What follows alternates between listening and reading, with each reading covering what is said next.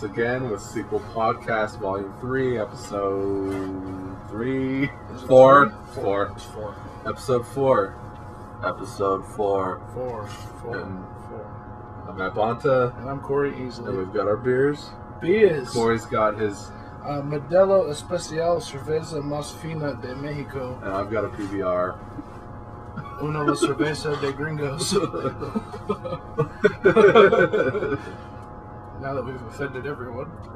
Let's sing for the Filipino audience. Right. Let's sing means drunk. What are they called? Beer.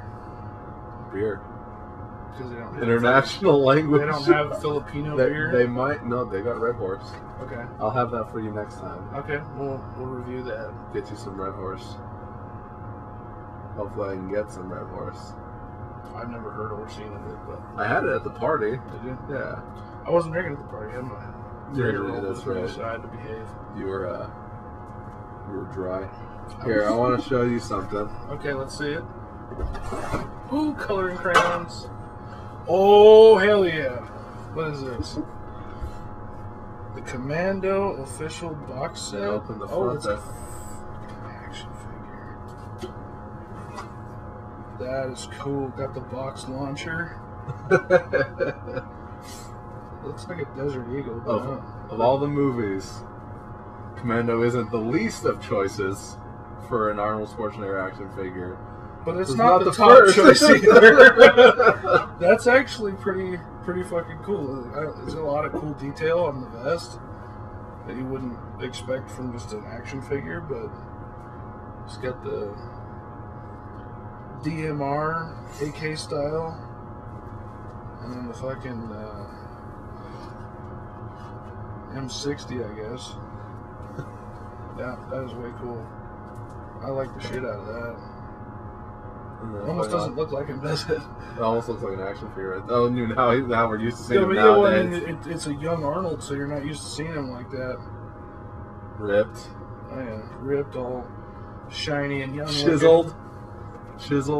I thought you'd get a kick out of that. That is super cool. My wife won't let me buy expensive toys, so it's not that expensive. I have to live vicariously through Matt. Well, I mean, you need to get a job, as we were talking. Yeah, that's important. Anybody out there's hiring entry-level IT, hit me up. Oh, shameless self-promotion. Gotta have it. Shameless. That's why we put ourselves on the internet radios, because we're not afraid to shamelessly self-promote. All right, so this week's episode, what's our focus area? Because we had a lot of material over the last couple of weeks that we watched and reviewed. Well, the plan was just to do the Daniel Craig James Bond run of films. So let's just stick to that plan. Because I know I sent you, and I spent a lot of time watching those. Not that they were bad movies, and I wouldn't mind. No, next week will be those movies we'll talk about at the end. But when does Spectre come out? It's already out. You can go see it, dude. Married with a kid, no job, so I don't get to go to the movies. So you can't even talk about it then. Not Spectre. I can talk about it. I went and saw it. Good. We can cover back and forth between what we think about everything. Okay, and you've got a piece of paper here with you.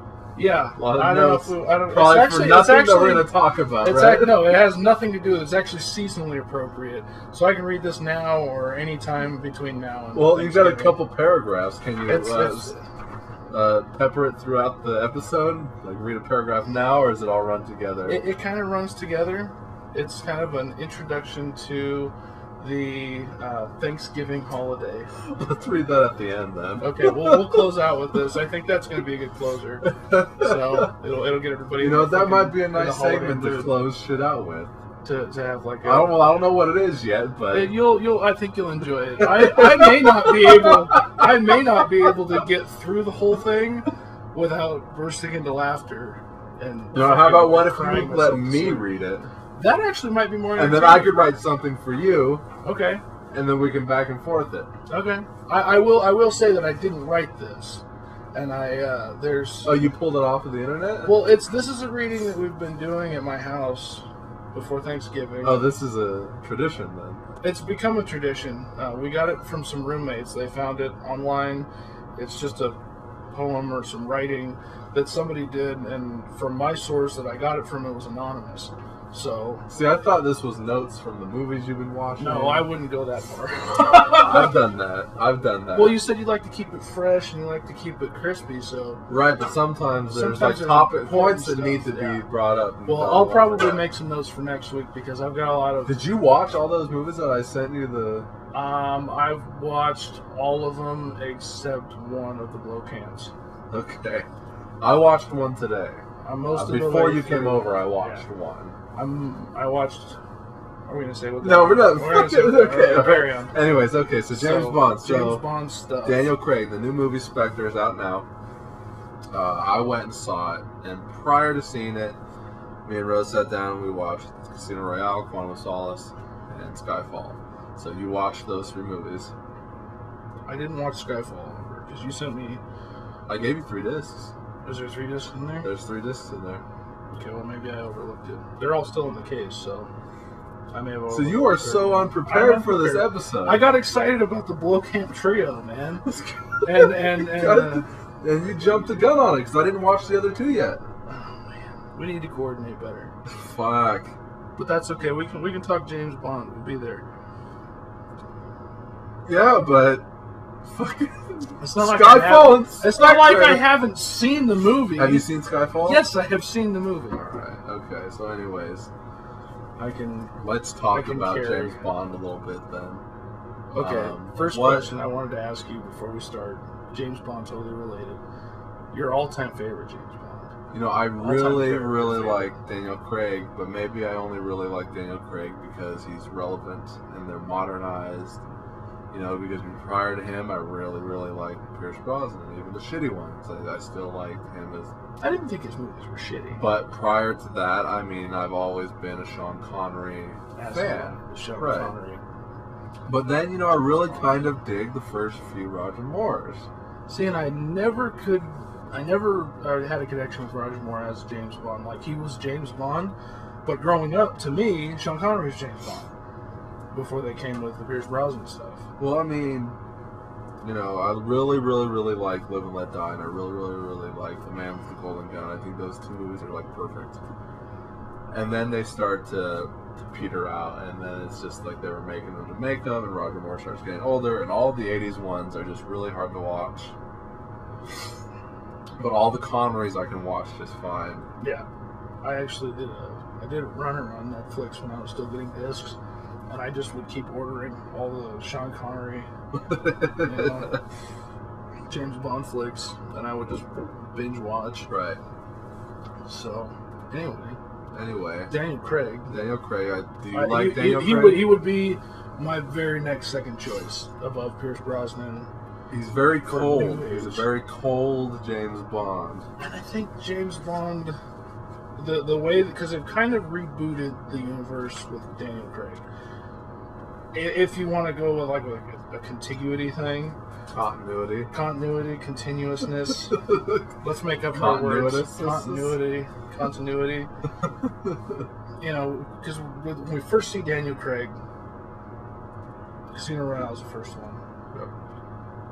Yep. And we see him as a fresh agent, brand new, or brand new to the, the 007 brand new moniker. License to Kill, yeah. Brand new being in the field. Exactly, and we see him kind of cutting his teeth in the very beginning of the movie, which is directly from the books, which I have not read. Well, I mean, it's not. That's not even exactly like that's not what's in the books, but in the book, in Casino Royale, it talks about how he gets the 00 number, but having to kill 2 people. It's not the way it's done in the movies, but they rewrote it, but kept it faithful to the idea, absolutely. Sure. And in fact, the whole movie is very faithful to what the book was, almost to a fault when it gets to the end of the movie. So when was the book written? Out of curiosity, I don't know. 61, 60. So this is new movie, new technology put to old writing. Yes. Which I think is cool. Because in the books, so they got the fucking Texas Hold'em poker tournament in the movie. In the books, it's Baccarat. Right, which is the Nobody classic. fucking knows what Baccarat No, but is. it's like Pai-Gow poker. Nobody fucking knows how to play It's that game. like you get lucky. You just draw cards and bet, and then Pretty call much. a fucking night, and the dealer tells you if you win or not. Because you're not playing against the dealer. You're not playing against the other players. You're playing against God. You're playing against cards and God and stuff. Hoping that you get the right cards, and hopefully you got your chips on the right circle. Whatever. To where either the whole table gets chips or just you. Where everybody fucking loses That's because of right. you. That's right. So, and you can even put down more money on all hands and just have like yeah. 3 See, like, I don't even know going. that much about it. So, Baccarat, that's a classic James Bond table game. We always see, even Pierce Brosnan played Baccarat. Yeah, he does play Baccarat. In GoldenEye. his movie, yeah. But yeah, no, so they just modernized everything. They made Le Chiffre kind of fucked up with the eye bleeding. Right. And the torture scenes right out of the book. Ooh, that It's part a of the movie little makes me like, ooh. Like, It's it makes my ballsack hurt thinking about it. It's a little different, but basically James Bond is still sitting in a chair. A wicker-bottomed chair. But in the book, he's sitting in a chair without a bottom, essentially. Well, that's And how there's this like one is. a wire paddle underneath that he kind of steps on it and springs up and fucking hits him in the ball underside. Ooh. In the movie, he's got a big ass fucking A big, like a 2.5-inch rope with a fucking knot. monkey fist in the at the end of it. And, ooh, he's a good shot, I'll tell you that. Absolutely. But now we know why 007 can be so promiscuous and not have many, many children. Because his shit doesn't work anymore after that little soiree. Yeah, so, I mean... That was a brutal, like, torture scene. Like, you really felt bad. It's a good torture scene. But as far Daniel as torture Craig scenes is go, like, he's like getting his ballsack fucking destroyed by this giant knotted rope. It's like a fucking bowling ball. I mean, it really makes me sick to think about it because you just think about that pain. And he's laughing at the guy. Well, he's gotta be and tough. he's cracking jokes at him, It's and gotta be that tough. it shows the level of training that 007's received. The 00 agents. The 00 agents, if you will. So, in the books, James Bond's a very cold kind of killer kind of guy. And the movie ends in a way where, like, everything's taken care of, and and the movie still kind of dicks around with what's going on with him and his Vesper. And that's in the books too, and it's kind of like, well, the movie's over, the book's over, why am I still reading? Why am I still watching? The story's complete. The main story that why we were watching is complete, but it's like we're still sticking Backstory. around because they're like, oh, he's still with this chick and she's dead and everything else now. Well, then I think that we get And which Out is of Daniel- fine, but yeah. it just seems like they were just trying to be way too faithful to the book, and by leaving that in, because it's already a 2-hour-long movie, and we're sticking around for another half an hour, where there's no action, no reason. there's nothing. Yeah, there's no reason. Yeah. So it's like so cinematically, it's a cinematically, bad reason, bad scene.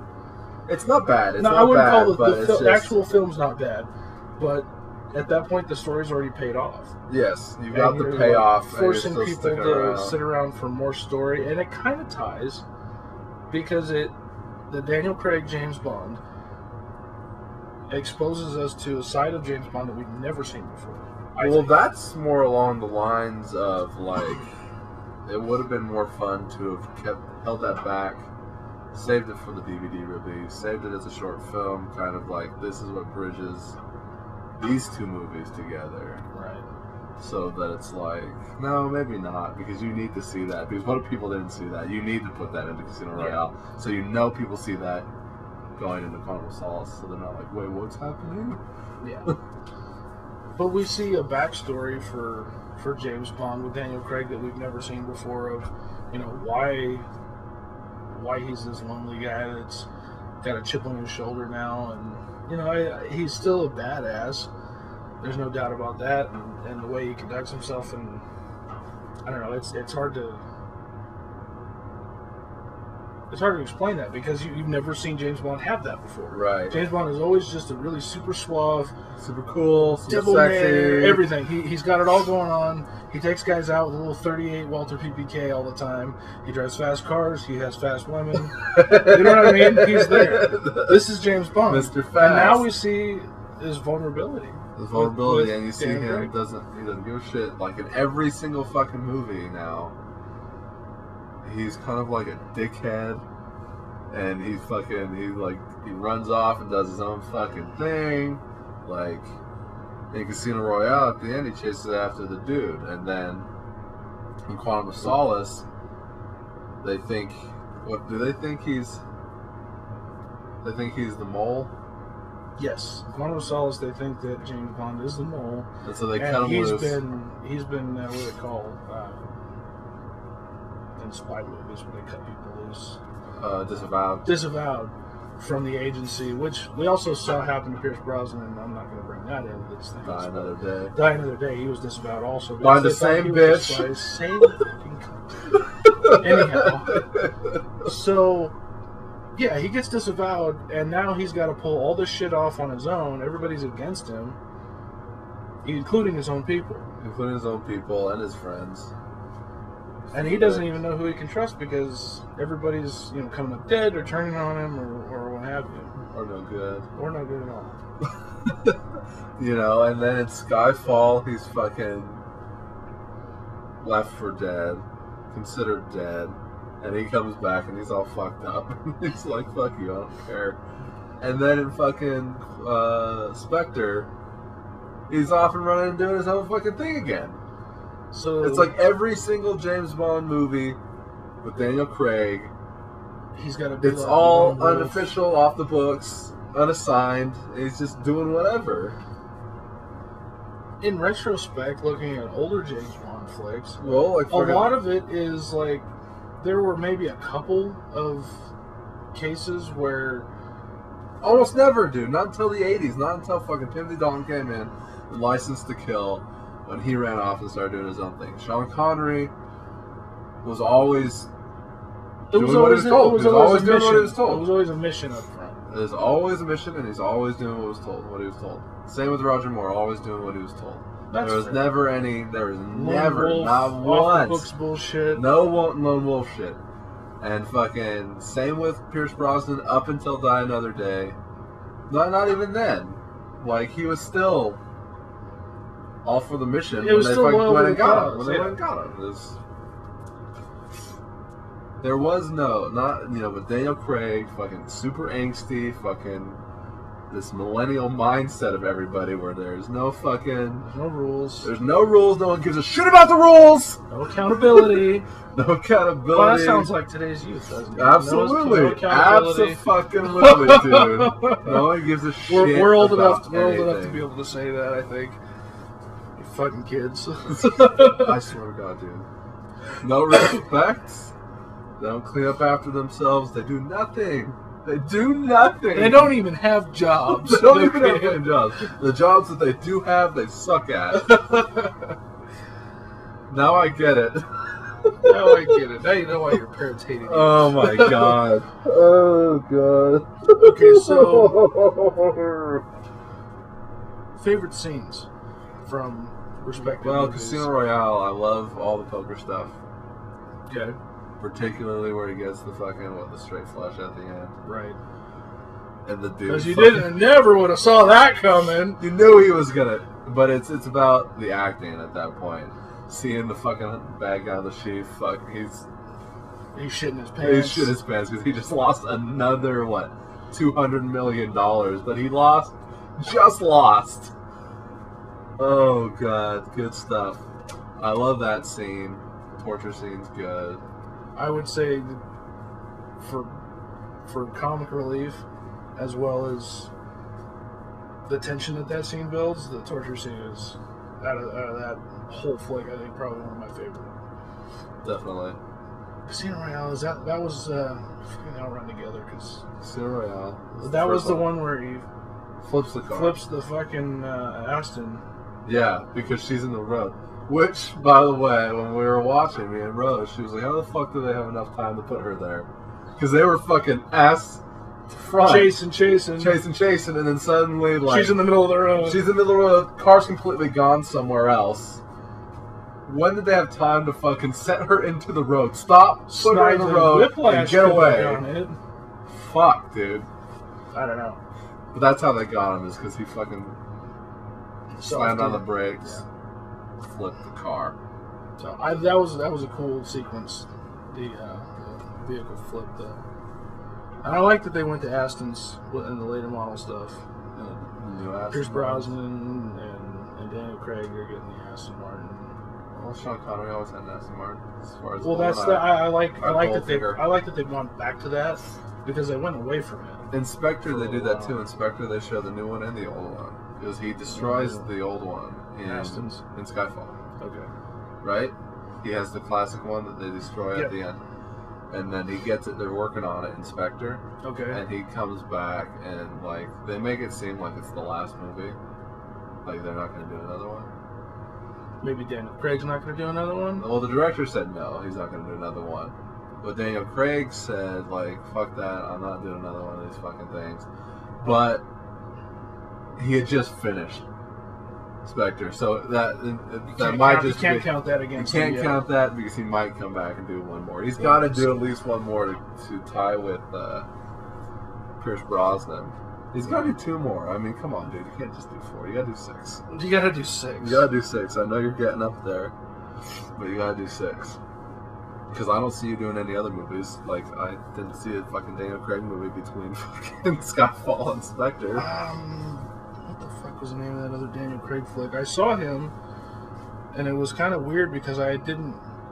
Daniel Craig's one of those actors that you never heard of until he became James Bond. Right. He was in other decent A-list movies, but you don't think of Daniel Craig as a lead actor because he wasn't before. Trying to remember the name of the movie. It was World War II base. What? Oh. Where Defiance. Defiance. That's okay. I was trying to get there. Yeah. So he's one of the good guys that's helping smuggle these Jews out of this city or concentration camp. They didn't make it to the camp yet. He was playing James Bond in that, or no? But you were pretending the entire time. I was pretending. Well, but I had seen that movie before I saw the new Daniel Craig movies. Before I saw Skyfall, and I think that was the only other movie that he made. Around that time. We might have to look it up to see if he's done anything else. He's got it. I mean, he was in Layer Cake. You don't just become James Bond. Royale. You don't just become James Bond. Unless you're Daniel Craig. Unless you're George Lazenby. Who's that? He did On Her Majesty's Secret Service. The bastard child. The one between Sean Connery films that they had to go back and get Sean Connery. Sean Connery's like, oh, fuck this, I'm taking some time off. They're like, you can't take any time off, Sean. We need you to be James Bond. This last guy we tried to scab, it didn't work out. That was probably rude. I haven't seen that movie, so that's not fair. But we are talking about a competition between this other guy. You used the term It was a joke. It was a good joke. But we are also talking about fucking Sean Connery. Okay?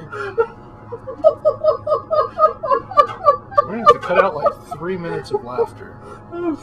It's okay. It's okay. We have about 50 more minutes of runtime before you. No, that was good, dude. That was good.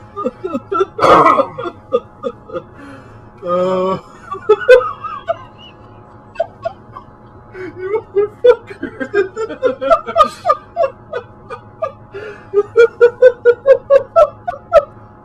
And I broke the producer. Oh, fuck. Well, I'm picturing that conversation going down exactly like that.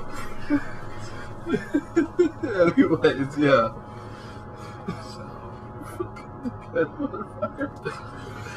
Like I said, Sean Connery's best fucking Alright. James Bond ever. Let's take a quick break. And pause. Alright, we're back. We had to do a beer run. And now we are drinking the appropriate Heineken Spectre. exclusive 007 design. It was actually a really cool design. I think very You got James Bond on the front. I don't really like these. You don't like Heineken? No. No. Fuck Heineken. Pabst Blue Ribbon. Yeah, fuck good beer. They don't drink good beer. Beer with actual flavor in it.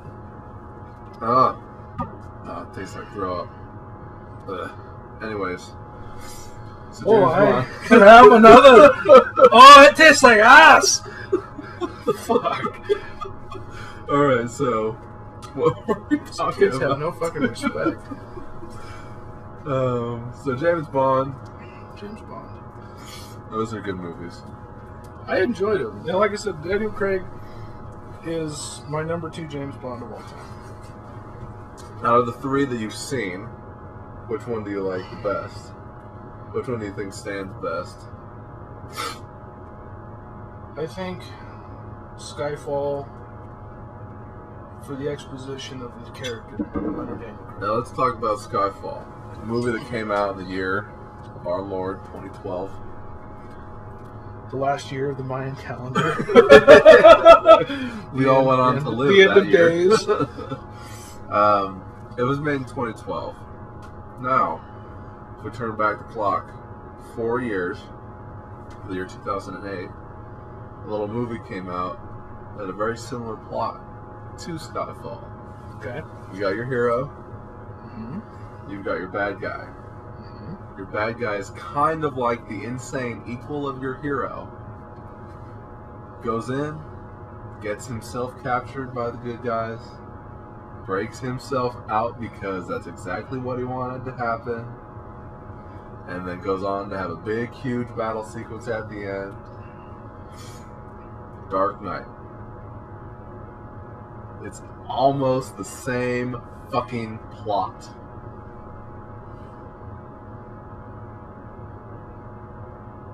Don't think too hard. You're gonna Yeah, break the no, mic. I'm trying putting that together.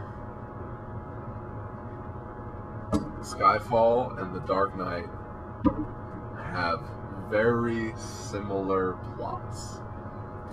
Interesting comparison. Fucking Joker's killing off good guys. Fucking Javier Bardem's, what was his name in that? You didn't watch it recently like I haven't did. seen it recently. But anyways, it's like, and he goes and gets captured, which is exactly what he wanted. So Yeah, they have the he goes Joker down in the Gotham downtown. He's there. They think they have everything under control, and then Really, he's like, "Well, hey, there's a fucking bomb or something or another on was on a boat. 2 boats, 2 bombs. 2 boats, 2 bombs," and they Christian Bale, Batman. one of my favorite Batmans actually. On I par like- with the Daniel Craig. on par. With, Those two should be in a movie together. That'd be interesting. I don't know that Daniel Craig would put up with his shit though. Hey! Hey! Hey, Oh, do I come on you? Do I come over there and fucking wreck your legs? No! No! We should play. Oh, these days. good for you! So, but Batman has to become something of a villain himself to solve that problem. Not that we're gonna get into Batman, but That's stupid bullshit, though. Maybe we'll do a Batman. maybe we can do a Batman overrun. We'll start with the TV We'll series. start with Adam West. We'll start with the fucking serials that they had back in the 40s. And we'll just do a fucking running commentary on the 13 hours of that shit. Nobody would watch that episode. No. So, anyways, which one you like? Skyfall?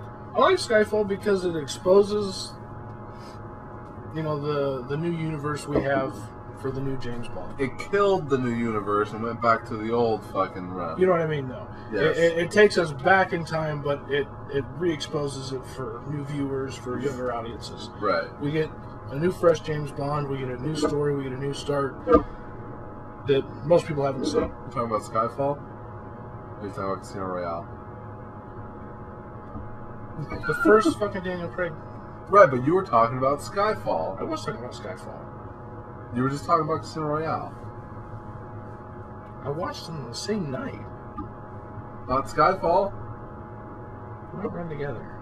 You said you did not rewatch Skyfall. Casino Royale, Skyfall. No, Quantum of Solace. Quantum of Solace. And then Skyfall. And then Skyfall. And you only rewatched the two. Anyways. Regardless of the fact. Regardless of the fact. Like I said, I've seen all the three, movies. which one do you like the best? Out of all three. Which one do you think stands the best? Let's talk about Maggie and It Follows again. Let's not do that. We don't have to go too far. You don't even know. This It's fucking hard- guy. it's hard this to fucking fucking guy. think, He okay? showed up unprepared. No. We're trying to talk about James Bond. And I watched a bunch of other shit that you sent me, thinking that we switched gears. No, I got okay. it, and I It's wanted to okay. send it to you. It's okay. It's okay. We're there. So you watched District 9 in Elysium. I watched Elysium and Chappie. Why the fuck did you not watch District 9? That's what I watched today. Well, it's Watch not them like in I order. haven't seen District 9. This fucking guy. I need to get a new co-host. Somebody that watches the I need a movies. producer. I need a producer that fucking pays attention to what we're doing. Oh my god. Did you watch Argo I need a too? schedule. Yes, I fucking. Let's talk about Argo. So I called up Matt Bonta and I says, "Hey, Argo, fuck yourself." Argo, fuck yourself. Best running joke of the movie. Argo, fuck yourself. Alright, let's wrap up this James Bond talk. Since clearly you don't know what you're talking about. You're a dick. This-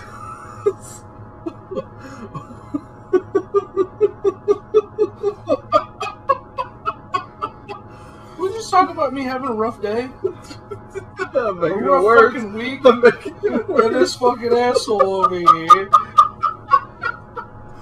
is busting my fucking balls. Because you didn't watch a couple of moving pictures. Which one was the one with the big airplane scene where they're fucking getting chased through the fucking desert? They steal this fucking airplane and they're getting shot at. Quantum of Solace. That was Quantum of Solace. That was one of my favorite scenes from that movie. I like. Because it was fucking intense in the airplane Mm-hmm. the whole time. It was like, because you don't get airplane chases most of the time, like especially not in a fucking spy movie. Right. Like that was like a car chase, like hyped to the max. I think. It was good. I like Quantum of Solace. I didn't like it as much when I first saw it when it came out. I liked it a lot better upon multiple viewings. It stands up better because it's a little bit more solid, a little bit more plot. It's deeper. It is a little bit deeper. The only thing I don't like about it is like I don't understand why Felix, his counterpart in the CIA, Ends up in the garbage can. is he in the garbage can? Am I thinking of the right movie? No. Yeah. Fuck. This fucking guy. I don't understand why he's so fucking grumpy the entire movie. Because he's got a cyanide pill shoved up his ass? I don't know. I mean, shit, dude. The other guy is fucking way overacting, super happy, super fucking enthusiastic, and then he's super fucking shitty. Like, he's shitting on the parade that entire movie, and I wanted him to kind of like, because he was all about Casino Royale, like, hey, dude, fucking, I'll fucking front you another $5-10 million fucking dollars, so you can keep fucking playing. You know, and he's all Sounds happy like about a it. friend on the gamble we have. But fucking in fucking Quantum of Solace, the two barely even see each other, yet they're fucking doing shit. He's barely even talking in the fucking movie. I don't know. He's probably like, I said I would come back. I signed up for 2, but they barely wrote me in this one, so fuck these guys. Not even gonna fucking try. Not even gonna fucking try. Because at the end, they just say he got promoted. You don't ever see him again after one scene. It was an easy way to get rid of him. They didn't have to kill him.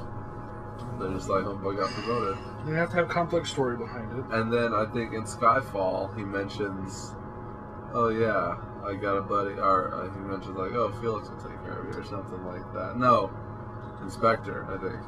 Okay. And I don't even think he mentions Felix. I think he just says like, oh, like contacts this guy. CIA guy. They'll take care of The you. guy that doesn't have a name in the CIA. Fuck. So Spectre, it's kind of a mess of a movie. Okay. Kind of. Because they create this huge villain. They bring Blofeld back. Spoiler alert, Blofeld back. And they create... Now, so... Let me talk about this for a second. It might be boring, so... Carry on. Quantum of Solace is the name of a story that Ian Fleming wrote that they didn't make into a movie. Now, the short story is about James Bond talking to this other dude. And this other dude is talking about how exciting of a time he had when he went fishing. And James Bond just happens to think, like, you know, I'm a spy, I kill people, blah, blah, blah. You know, it's kind of like an interesting, you know, point, counterpoint kind of situation. And that's what that short story is all about. It's about a guy going fishing. And so they decided to name the next James Bond movie with Daniel Craig Quantum of Solace. And the legitimacy of naming it that, no, what's the word I'm looking for? When it's like the justification for calling that movie Quantum of Solace is that they're saying that there is an organization called Quantum that these people are working for. They changed that Inspector by saying that the one dude that he shoots and grabs and shoves in the trunk at the end and beginning of those 2 movies, that his name was Quantum. Like, I mean, they call him Mr. King or you know, Mr. White or whatever, the, you know, Pale King. But they go on to refer to him as Quantum, as if he was Quantum all along. Yeah, he was Quantum, not like there was an organization Quantum. Because it seems like they were able to just redo Spectre, and that's what they were kind of doing, going with Quantum, but then they got Spectre back, so they kind of scrapped everything. That's what it seems like.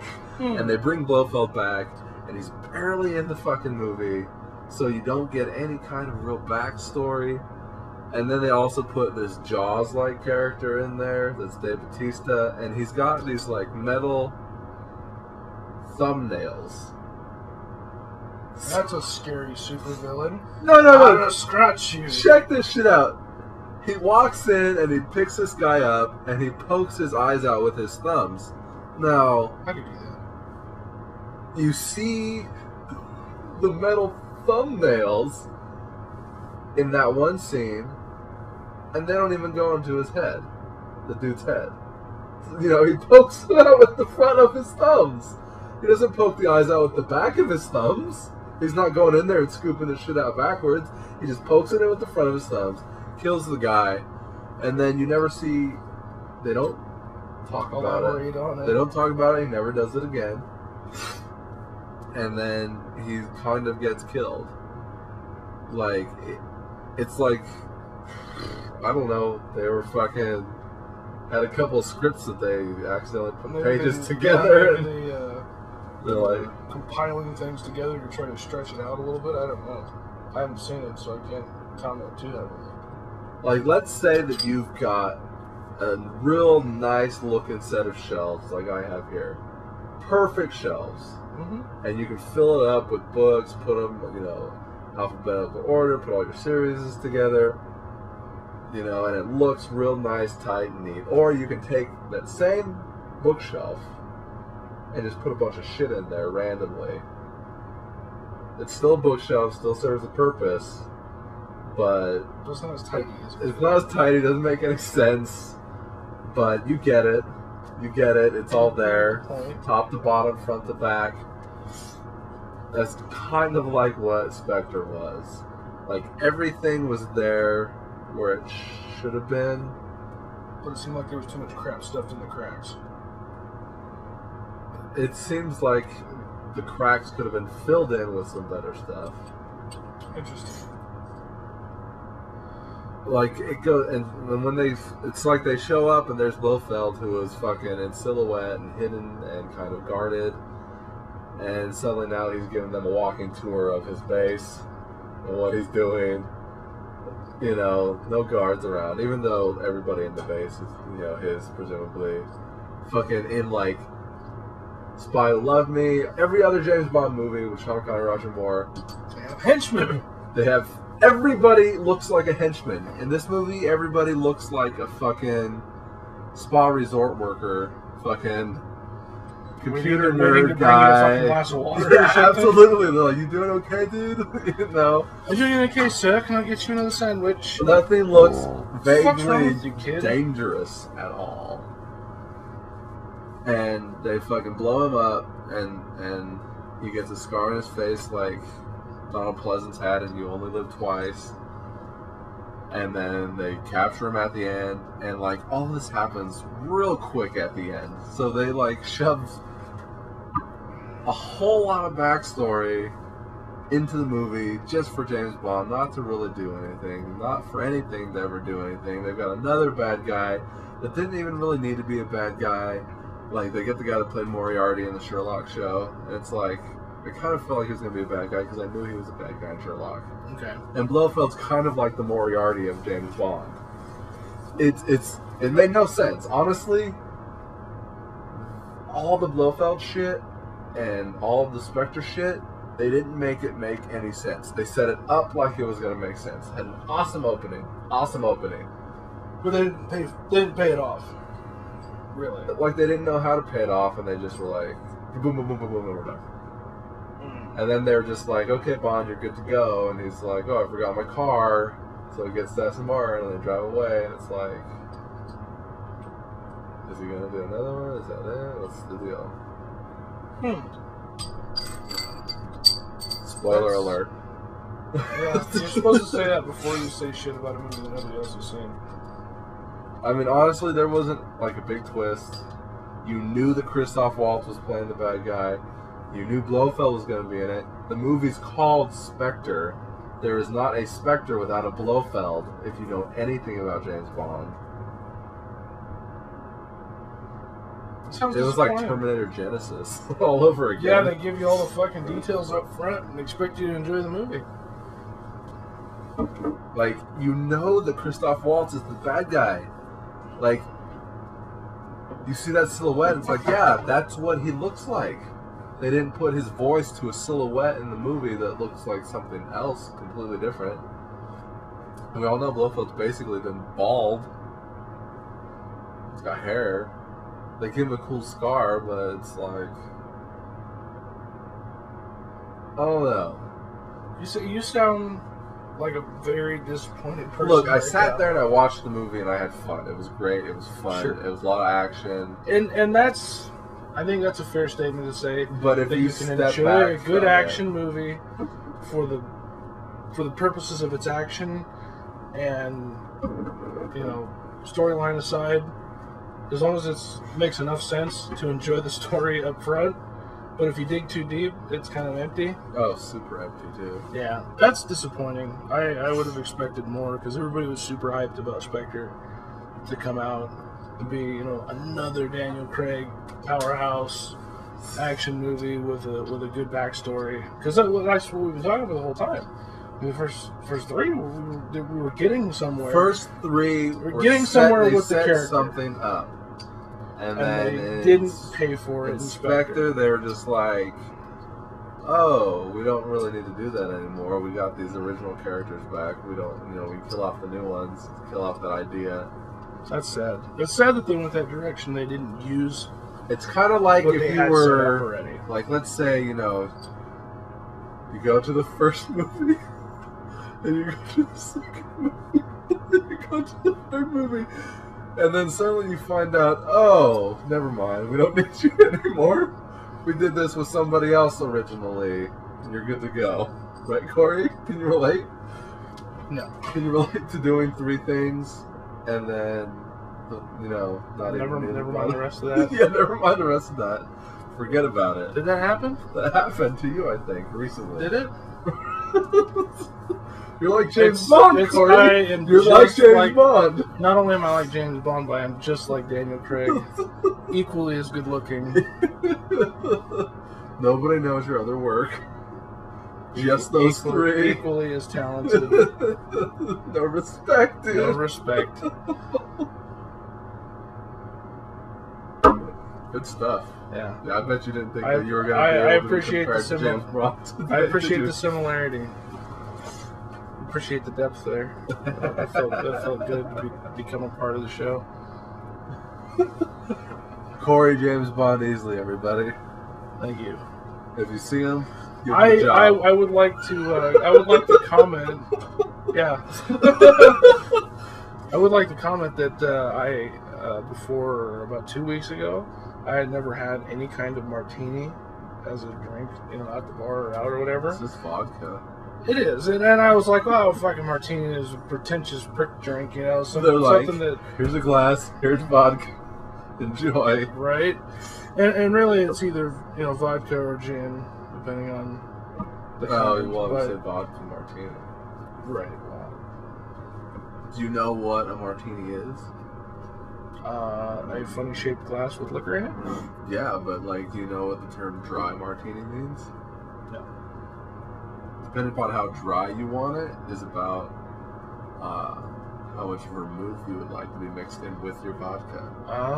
Okay. So, if you want a super dry martini, basically you put a little vermouth in there and kind of swirl it around the glass so it kind of dries around the edges, and then you pour vodka in. Interesting. Because I have tried gin martinis before. Okay. And those taste like fucking ass. Well, gin tastes like celery. I think it tastes like juniper bushes. Well, maybe, but I've never tasted one of those. The juniper bushes outside my house when I was a kid, and it smells like I imagined it would taste.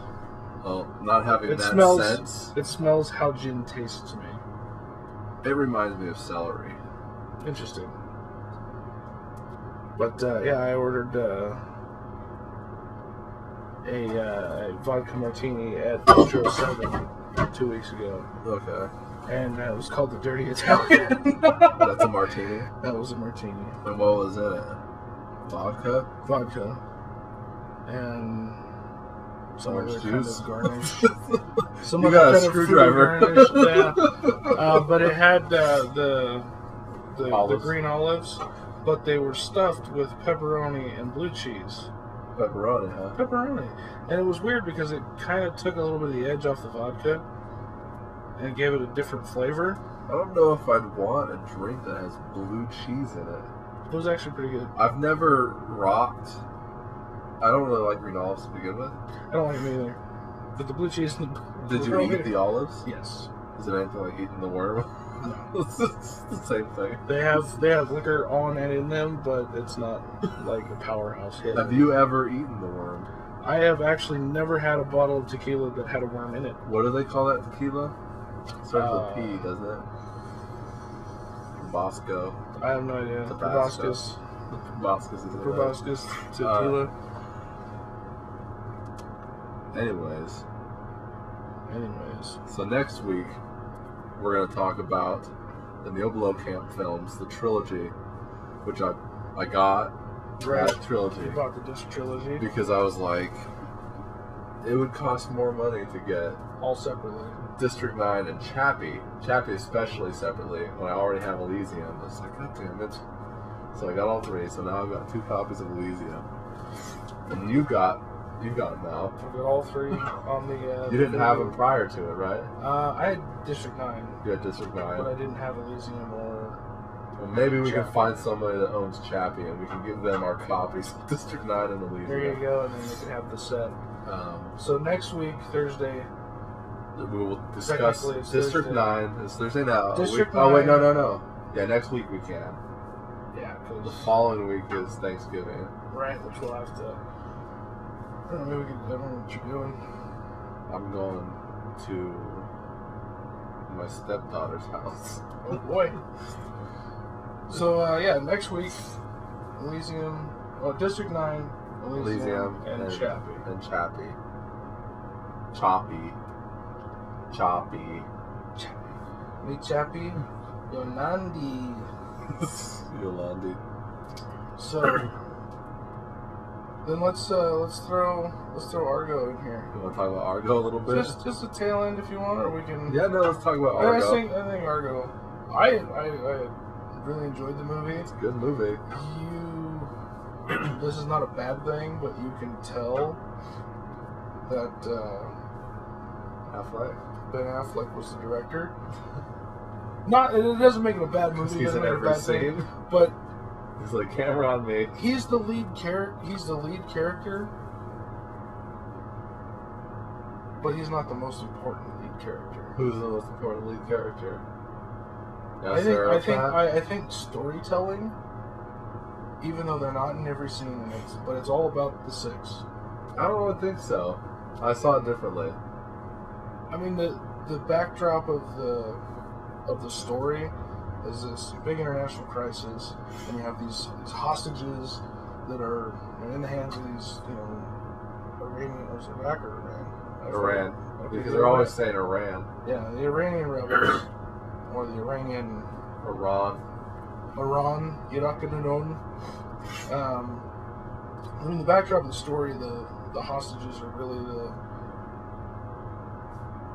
It is. The focal movie's point of about the these story. hostages, but I think the story is actually really about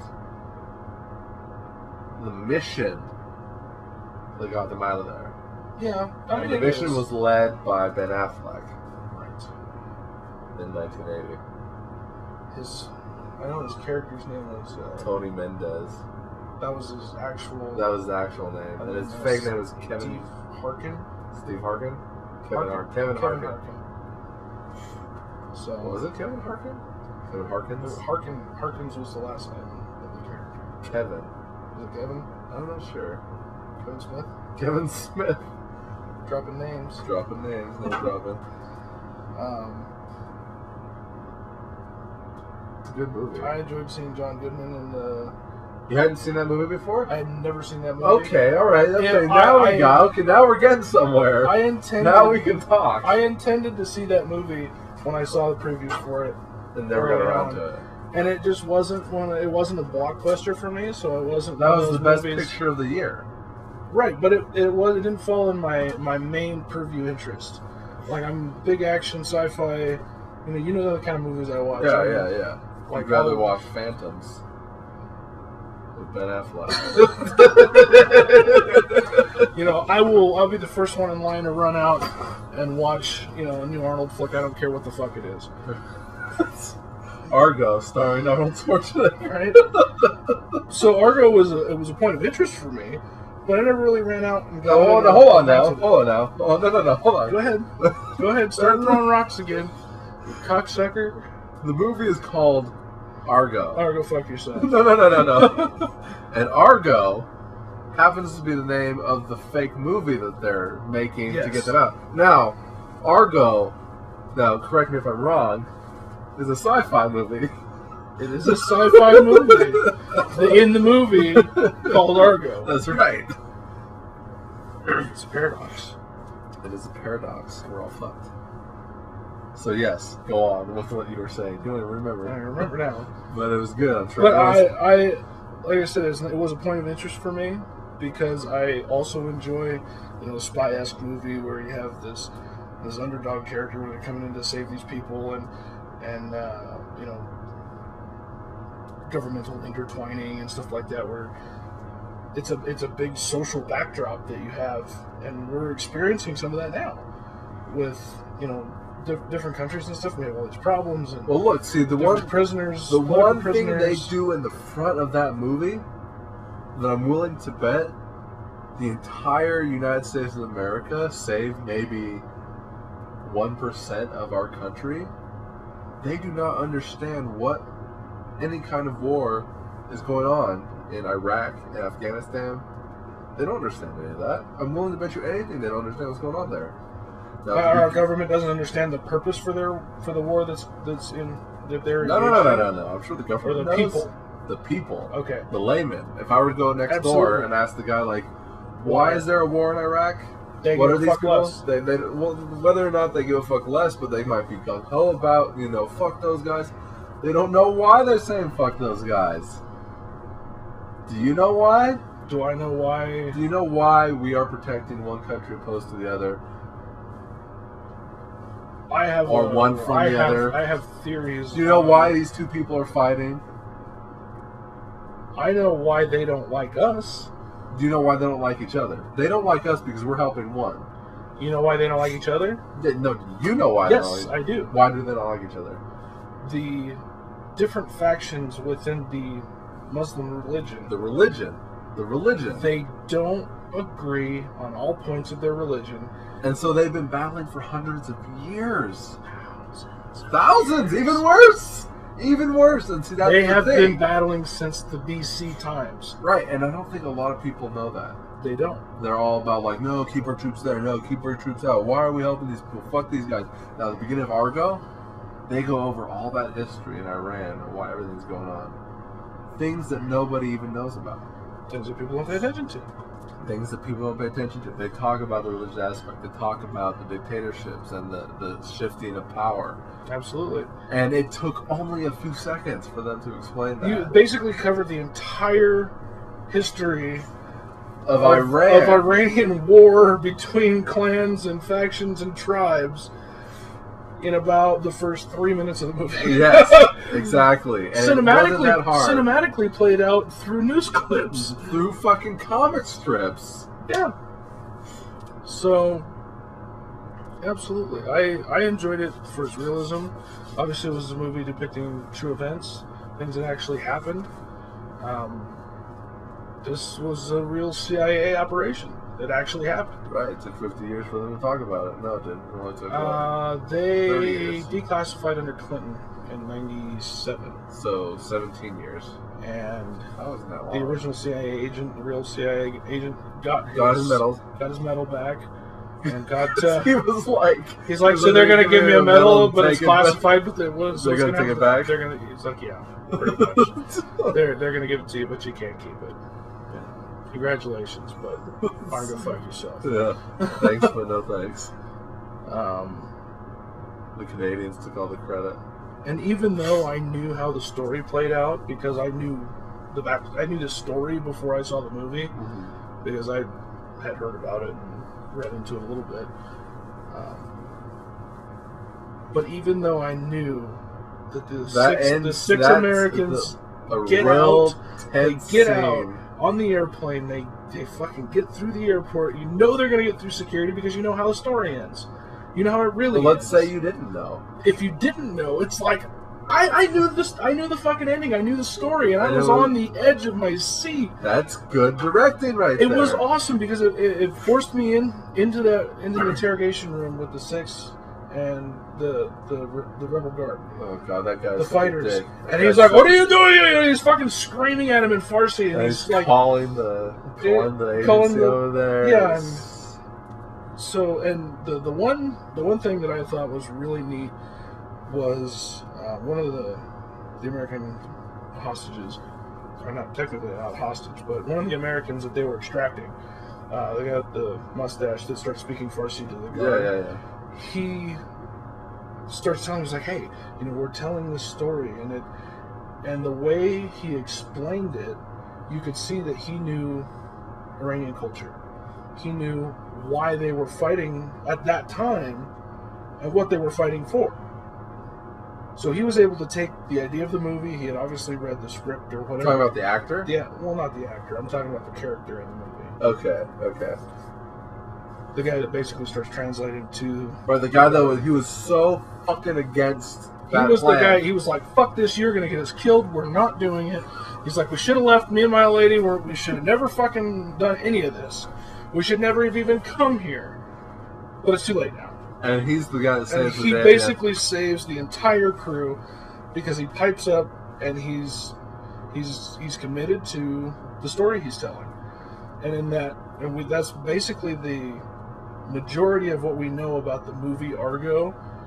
Within the movie Argo, the fake movie, we get all the explanation in that one scene when he's telling them, "Hey, this is the movie's about these guys that come in and they invade, and these other people that are from this invaded town. They're farmers and they're fathers and daughters." To me, it did. Maybe that's where that movie came from. Who knows? No, this was actually a book or a story that the author fucking sold the rights to. Was hoping it was going to get made into a movie. Instead, they took it and used it as an operation and never got made into a movie. How fucked up is that? You know what would be cool? A couple of lowly underdog movie producing fellas take that movie and produce it and make it real. I think that movie's fucked now in limbo. Because it looked legit, looked good. Like you said, if I'm going to make a fake movie, I want it to be a fake hit. So it seems like they took something worth making and chose to not make it. Right. So I wonder where we could. We should commentary on that next time briefly. Let's do some research and find out where that movie's at, why it is where it's at, if it's anywhere. I don't think it's anywhere. I mean, if it's on the radar. I don't think it is. I think it's on the radar as the movie that they fucked over by. Could you buy it? I don't think you could. Could you buy it? You don't got any money. You don't even want a job. Fucking douche. I could do some trade work. I'm gonna beat your ass. You can't buy shit. Argo, fuck yourself. All right. I bought a Super Nintendo last week for $50. That's cool. Cool story, bro. Yeah. I'm excited about it. So go fuck yourself. All right. We're winding down here, and we got this piece of paper that Corey brought in. I'm reading it fresh. All right, let's go. I don't know about you, but I can't wait to get my hands on some fucking gourds and arrange them in a horn-shaped basket on my dining room table. That shit is going to look so seasonal. I'm about to head up to the attic right now to find that wicker fucker, dust it off, and jam it with an insanely ornate assortment of shellacked vegetables. Go ahead. I was going to say shell-shocked. When my guests come over, it's going to be like, blammo! Check out my shellacked decorative vegetables, assholes. Guess what season it is? Fucking fall. There's a nip in the air and my house is full of mutant fucking squash. I may even throw some multicolored leaves into the mix. All haphazard like a crisp October breeze just blew through and fucked that shit up. Then I'm going to get to work on making a beautiful fucking gourd necklace for myself. People are going to be like, aren't those gourds straining your neck? And I'm just going to thread another gourd onto my necklace without breaking their gaze and quietly reply, it's fall, fuckfaces. You're either ready to reap this freaky-ass harvest or you're not. Carving orange pumpkins sounds like a pretty fitting way to ring in the season. You know what else does? Performed an all-gourd reenactment of an episode of Different Strokes, specifically the one when Arnold and Dudley experienced a disturbing brush with sexual molestation. Well, this shit just got real, didn't it? Felonies and gourds have one very important commonality. They're both extremely fucking real. Sorry if that's upsetting, but I'm not doing you any favors by shielding you from this anymore. The next thing I'm going to do is carve one of the longer gourds into a perfect replica of the Mayflower as a shout-out to our Pilgrim forefathers. Then I'm going to do lines to blow off its hull with a hooker. Why? Because it's not summer, it's not winter, and it's not spring. Grab a calendar and pull your fucking heads out of your asses. It's fall, fuckers. Have you ever been in an Italian deli with salamis hanging from their ceiling? Well, then you're going to fucking love my house. Just look where you're walking or you'll get KO'd by the gauntlet of misshapen zucchini descendant bastards swinging from above. And when you do, you're going to hear a very loud, very stereotypical Italian laugh coming from me. Consider yourself warned. For now, all I plan to do is to throw on a flannel shirt, some tattered overalls, and a floppy fucking hat, and stand in the middle of a cornfield for a few days. First crow that tries to land on me is going to get his avian ass bitch slapped all the way back to summer. Welcome to Autumn Fuckheads. And you read this every Thanksgiving? I usually print one out and I leave it on the dining room table, so when we have company, They just pick it up. they can either read through it or I will perform it as you did for us. Well, that was good. It was enjoyable. So Well, I'll see if I can find something for you to read next week that'll be fine. when we talk about blow clamp. Blow Is it clamp. blow camp? Blow Blow comp? comp? Block Or them, block off. block 'em? Block them.